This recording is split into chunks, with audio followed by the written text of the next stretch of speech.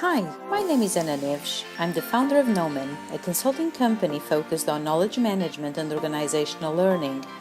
I'm also the master storyteller behind Social Now, a very unique conference on the use of enterprise social tools to improve internal communications, collaboration, and knowledge sharing and retention.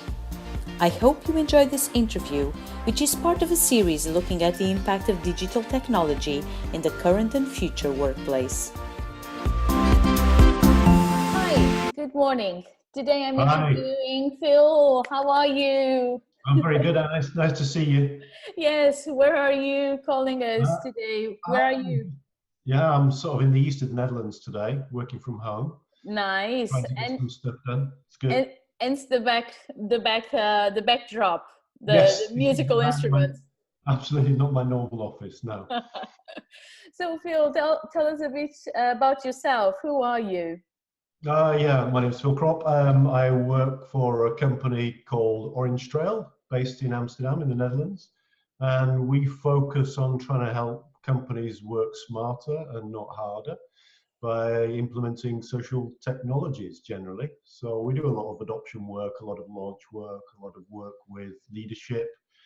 And hopefully that's some of the things I'm going to be talking about when I come along to Social Now. Yes, yes, leadership and the Yeah, digital leadership topic is music to my ears at the moment. that's good. uh, but at the moment you do when you look at when one looks at your website, we see the work you're doing with workplace and other vendors like Microsoft and others. So how does that come into your work?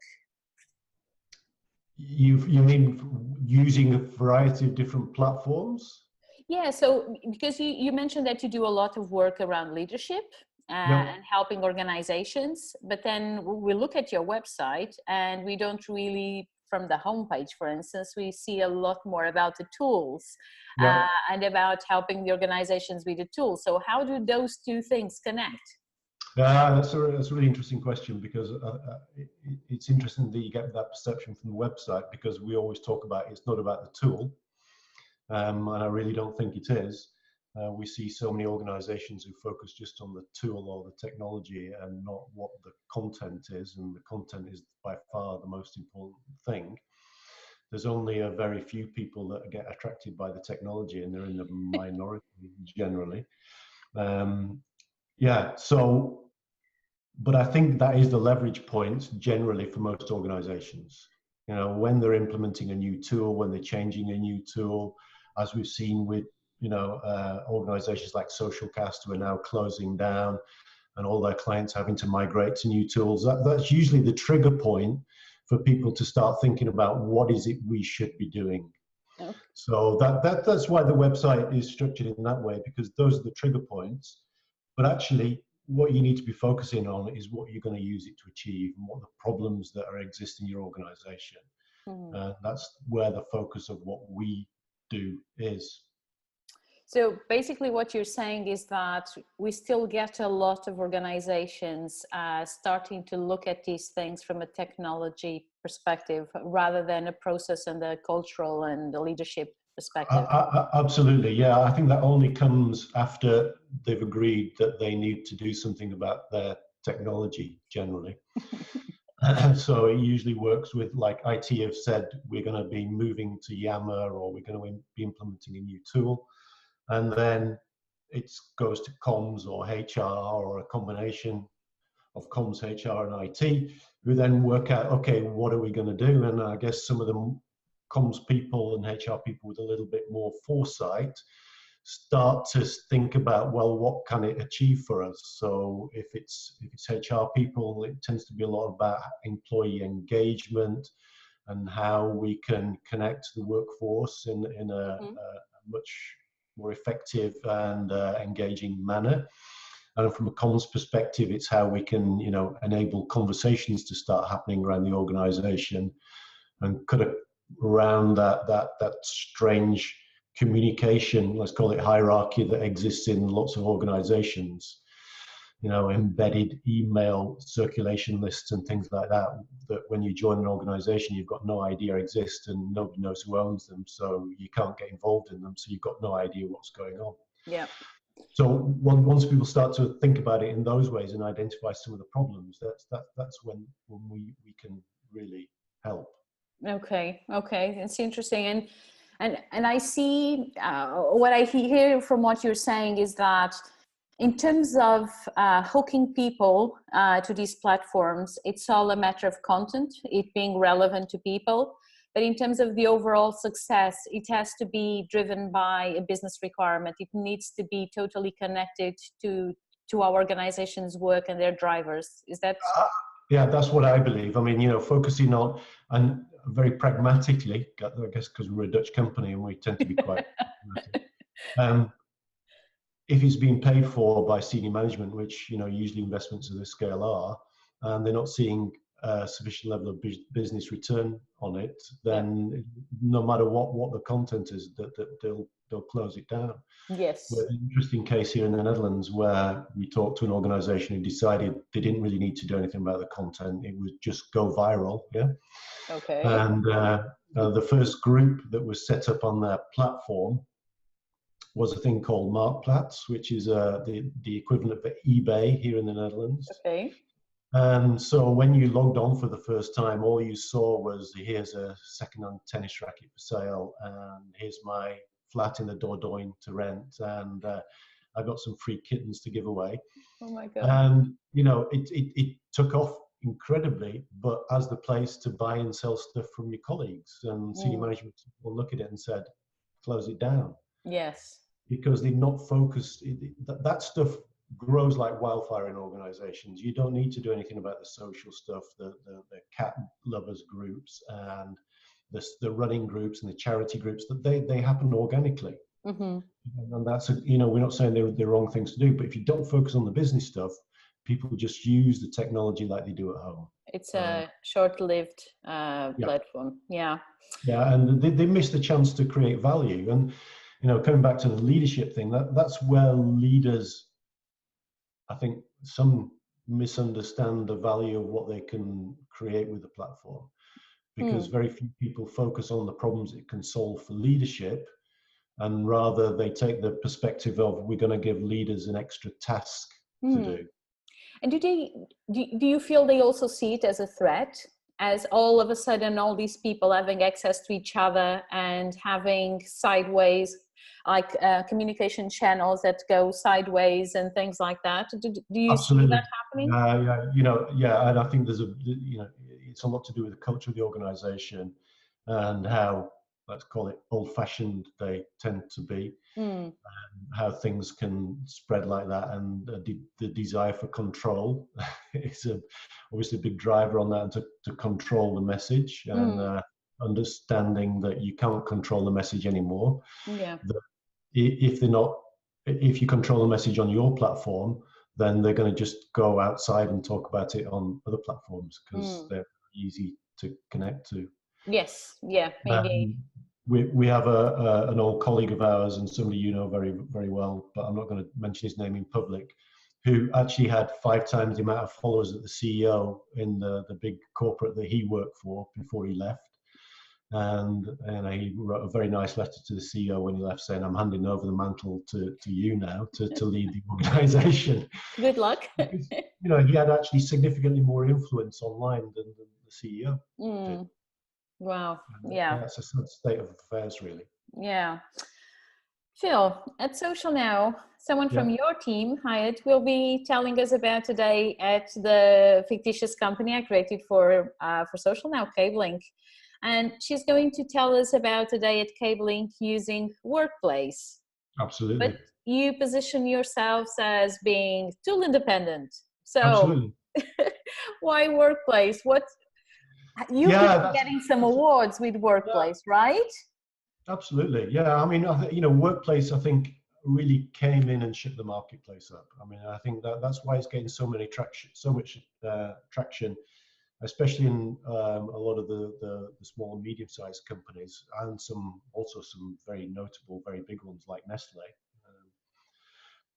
it's a very compelling tool, and its feature set for some organizations is really, really important. And we're working with a big retailer where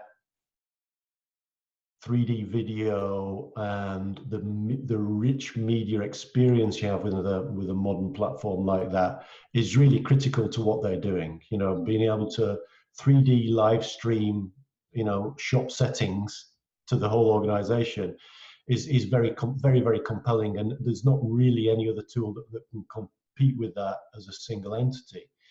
But to be honest, you know, we like it, but we like Yammer as well, and we like Teams as well. We like all sorts of different applications. We've launched lots of different, you know, platforms in lots of different organizations.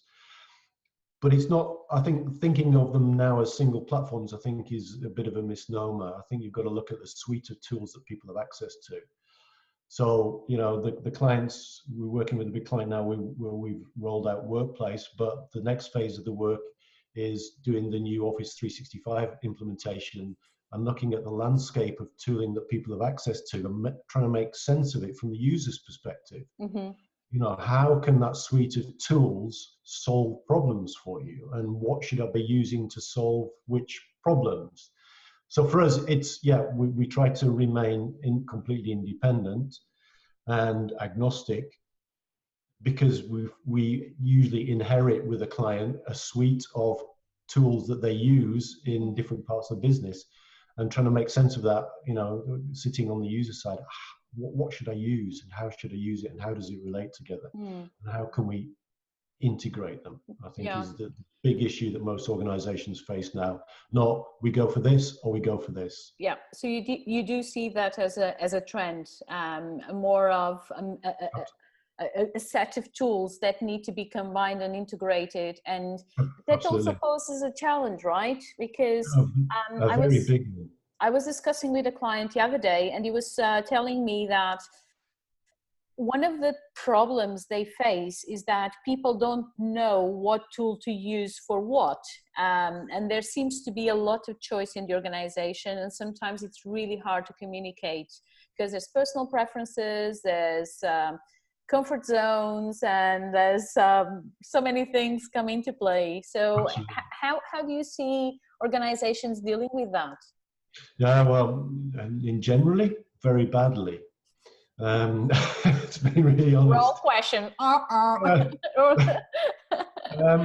You know, I think the problem is that it's so easy today for you, me, anybody else to just go out, create an account on some new cool piece of technology that we like, and it's free, and we can invite all our team members to start using it.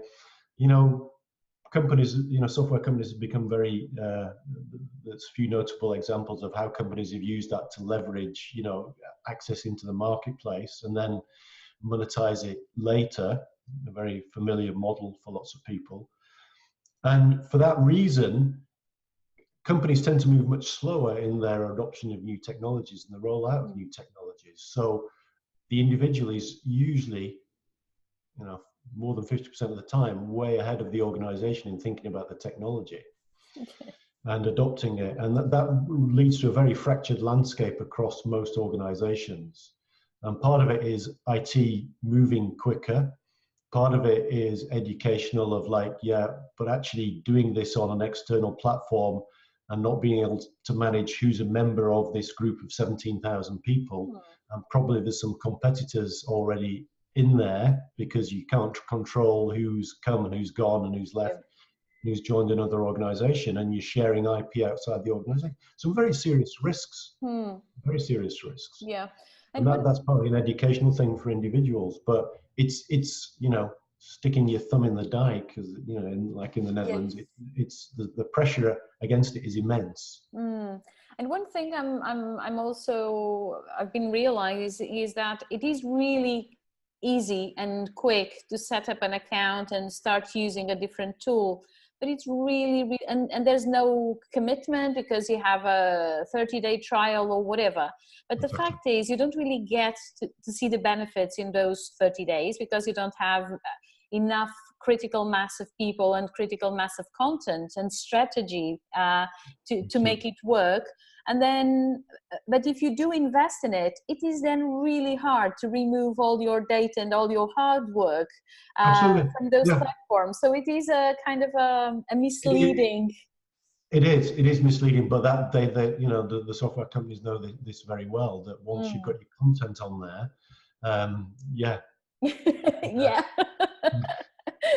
I mean, I'm not saying you're locked in, but there is inertia to something else, and that's one of the reasons that we've developed migration technologies for migrating people from one set of platforms to another platform.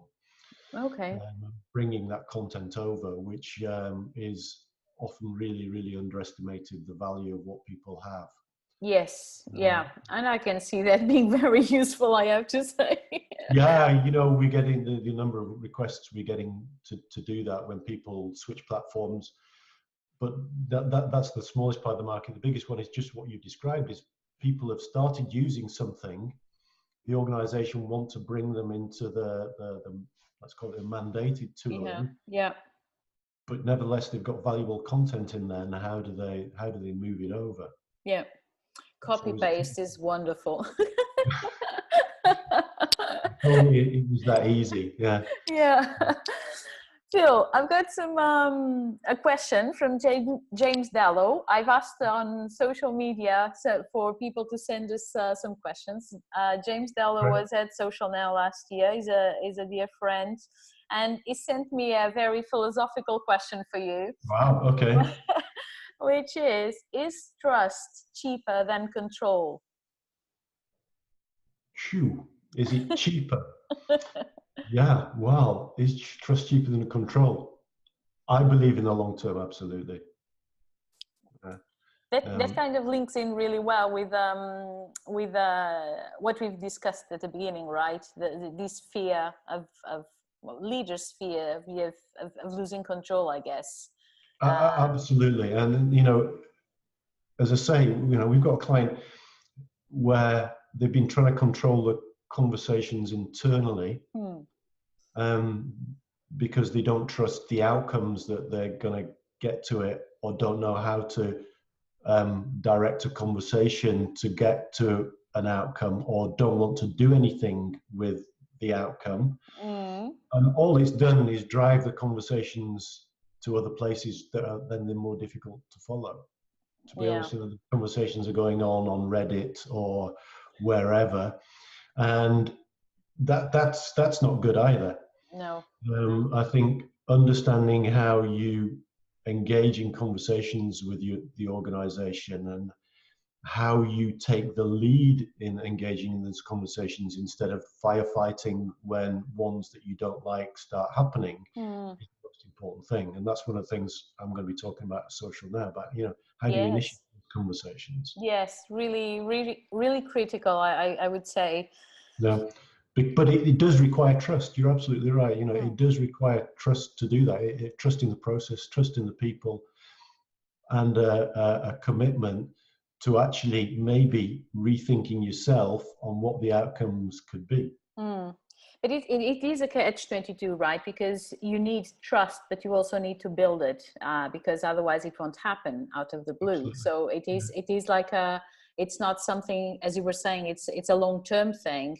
It's not something that you build for tomorrow, but No, and that's why I feel projects that we do that have a large percentage of HR people also involved with them tend to be more successful, because they understand the long-term dynamics of building engagement. Oh, interesting. That's really interesting. Whereas I think other people are much more black and white about it. Yeah, or at least short-term, short-term vision. Absolutely.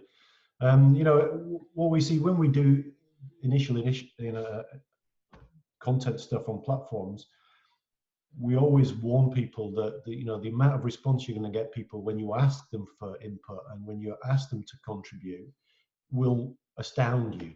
We just did a session, 1 hour session with an organization, asking for their contributions on something. We got 700 contributions in 1 hour. Wow. which was just astonishing to see the amount of, they've been dying to give their perspective on this for a long time. Yes. And I warned the organization beforehand, you realize, I didn't realize it was going to be such a lot of contributions, but you're going to have to do something with this. Yeah. Oh, yeah, no, don't worry, we will. Because just saying, hey, Anna, thanks for your contribution's been taken into consideration and we'll get back to you, isn't enough. Yeah. It's a transparent world out there.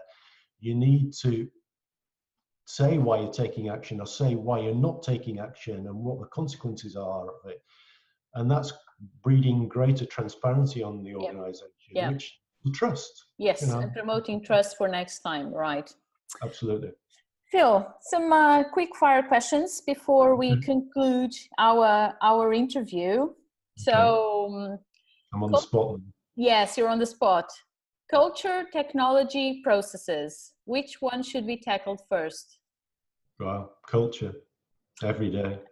What is? But, that's a quick fire question with a longer answer, because culture, the summation of the things that you do on a daily basis. Yes. The small things that you do on a daily basis. Focus on those small things you do on a daily basis. Your culture changes, and everything else comes along with it.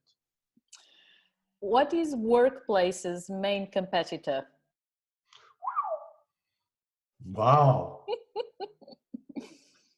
Probably. It depends whether the answer comes from them or from us. Probably external platforms, to be honest. Okay, interesting. I see, lots of organizations where it's become successful. They've had communities elsewhere in external platforms. Okay. But from a business perspective, then it's Microsoft, obviously. Okay, interesting. Proudest moment in the life of Orange Trail? Well, yeah, probably that session I just told you about, which was completely, unplugging this dam of contributions for people and seeing the amount of enthusiasm and engagement, and seeing the client go from complete mouth open, gobsmacked of how much people wanted to contribute to the future of the organization. It's doing those things and, seeing it solve a problem for an organization, and seeing people come back afterwards and say, thank you for this opportunity. Thank you for, that's amazingly rewarding. Yes. And I can see the sparkle in your eye when you say that. Fabulous. Phil, cabling, what would be the cabling character you would most like working with? Oh, well, I'm gonna sidestep that question by saying, like all our projects, having a team together of people from IT, from HR, and let's not forget it. And I probably hate this term, but I'm going to use it, from the business. Mm-hmm. People who actually do and make and build stuff that earns the organization money. Bringing teams together like this to make those projects work are by far and away the most successful ones. So put me in a room with a selection of those people and I'll be more than happy. Okay, I had another question for you, which was the cabling character you'd fear to work with, but you're going to sidestep on that one. So Absolutely. I'm going to ask you in a different way. Okay. If you had been asked to run a project at a client and you were only given the chance to work with one department, IT, HR, and internal comms, which one would you dread most? That's a completely silent answer, that, because I'm going to offend lots of different clients by choosing any one of those three. The bottom line, usually IT. Okay.